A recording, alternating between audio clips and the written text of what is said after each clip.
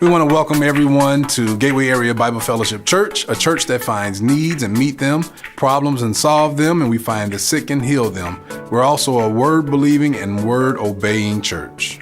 Visitors, if this is your first time here, please be sure to see any member of our hospitality corps, also known as our ushers, and ask them for a Connect card. Flip the card over, fill out the information on the back, and please be sure to turn it back in. You can put it in the offering box, and this is just our way of getting to know you. Also, visitors, when you see the Children's Church or a Teen Church logo on the screen, that means it's time for Teen or Children's Church. Just allow your youth to exit the auditorium and go participate in Teen or Children's Church.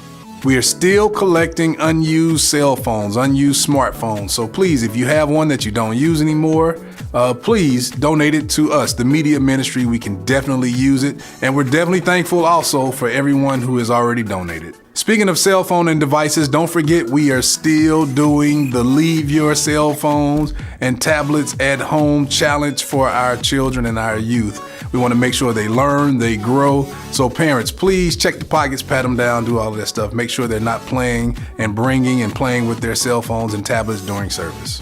Also, do not forget that on Monday, Wednesdays, and Fridays, the pastor is here to pray with us. So join us from 6 to 7 on Monday, Wednesdays, and Fridays. And also, Sunday school teacher, Evangelist Carolyn Butler, will be back April 25th through the 28th to close out our consecration services. So please be sure to join us.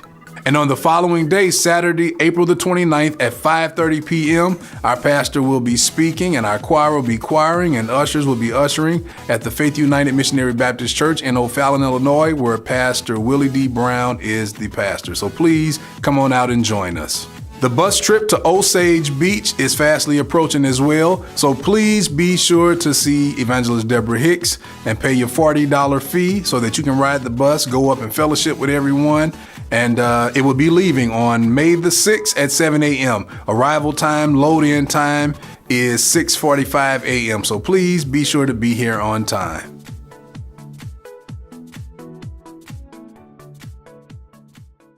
A wise man is somebody who has been hurt severely, deeply, but their faith remains unchanged. Yes, sir.